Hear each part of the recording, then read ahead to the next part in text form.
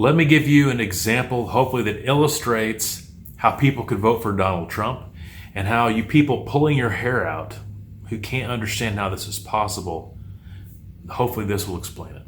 It's like there's two people in a city on top of a roof looking over the city, okay?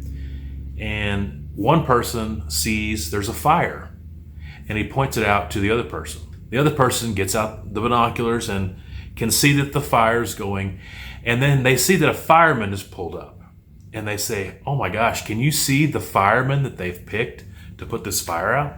Do you know the things that this guy has said? Do you know the things he's accused of doing? And then the person who noticed the fire is like, well, I'm not as concerned with that. I'm more concerned with this fire going on. And by the way, have you noticed it's spread to that house and it's spread to that house? And then the person with the binoculars is like, look at the smug look on his face. He really thinks he's something. He's so arrogant. And then the person who saw the fire is like, can we forget about those things you're talking about? Look, it's spread to an entire city block now. And then the person with the binoculars is like, I've heard some bad things about him.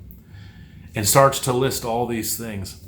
And finally, the person who spotted the fire has to take the binoculars out of the person's hands and say, look, the entire city is on fire. It's all around us.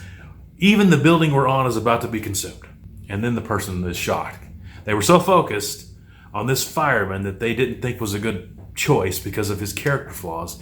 They're missing everything around him. That's what's happening.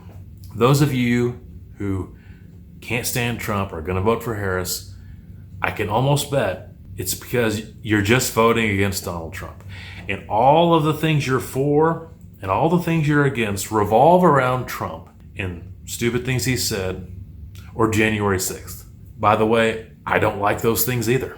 But I have taken the blinders off. I've woke up and realized there's much bigger things going on here. And that the biggest threat I see is this fire all around me, not the flaws of that person.